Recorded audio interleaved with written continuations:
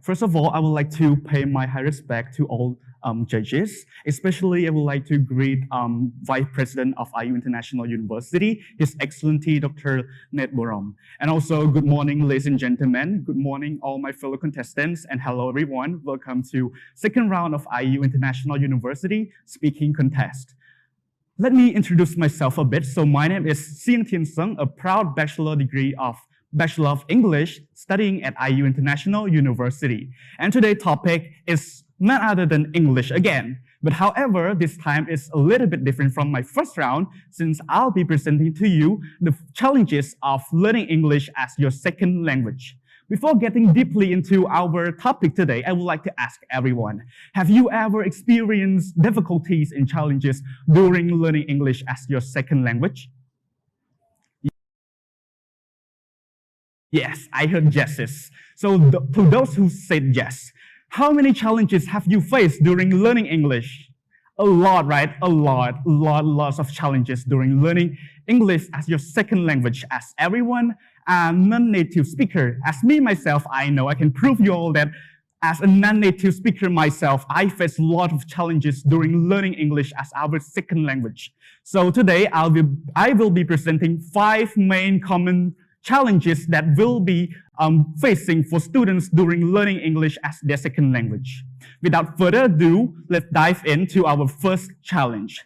So the first challenge for today about this topic is none other than pronunciation. When we talk about pronunciation, I know everyone have their own accent. They follow accent of American or British, or they have their own style of speaking or pronunciation. I know. And English is also a complex language which we has to follow lots of sounds and lots of pronunciation that we have to remember. For example, like the pronunciation of the word that starts with letter TH. What do you pronounce? The or the? Like, for example, I said, I think that I am handsome. I think or I think. See, that's really complex and challenging for all of you as non-native speaker. For example, like the word that starts with letter as an H. Is it sh or sh? Is it sh or sh? Come on, like one tongue twister say, she sell seashells in the seashore. See, I give up, come on. This is really difficult, I know. And everyone also think that this is difficult, I know. I agree. Okay, so after pronunciation, what do you think is the second main challenge for English learner, especially to those non-native speakers?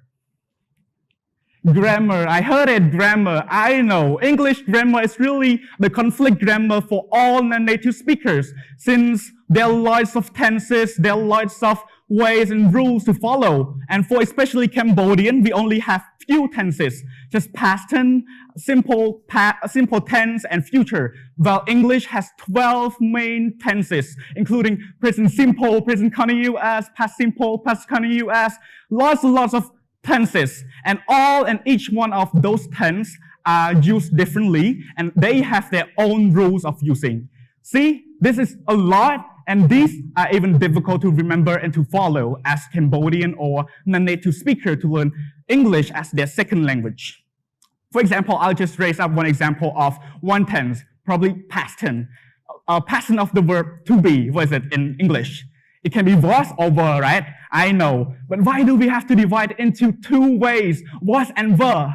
Why do we just use one was? Why can't we just use one were? You know, like was is used for singular subject, since were is used for plural subject. Why do we have to divide into 2? Come on, ladies and gentlemen. And if we talk about plural and singular, we think about verbs in present simple that we use after the verbs that we use with he, she, or it. We add as, right?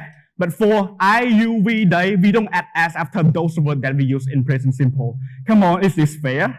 Nah, right? I know this is not fair for us to learn English, and this is really complex, I know. For example, like, I will just raise up one sentence saying, I drink 10 cups of coffee, but she drinks only 1 cup of coffee.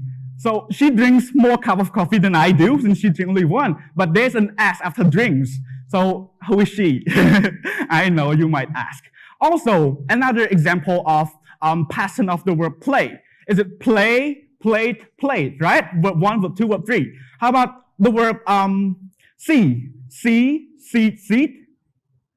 Yeah, you are wrong. You are wrong. It is not see, seed. It is see, saw, and seen. See, this is just another conflict way of learning grammar in English. Okay, so we have already heard two main challenges of learning English. Let's move deeply into our third main challenges for learning English as our second language. So, learning English as second language, third challenge is none other than vocabulary. I know, lots of vocabulary in English existed in dictionary, and we have to remember lots of words, tons of words, trillions of words, many words that we have to remember. And those words, some of those words are sound the same, but they are spelled differently. For example, like I raised one word, peace. What do you think it is? Is it peace, which means no war, or peace, which means small part of something? See, peace or peace, peace or pieces. For example, like another vocabulary in English. For example, like the word that is spelled differently from our pronunciation. Like when I say Wednesday, do you spell W-E-N-D-A-Y or W-E-D-N-E-S-D-A-Y? Since we write it in Wednesday, not Wednesday, right? See, this is also challenging as well for us non-native speakers. And also, for example, like the word cool.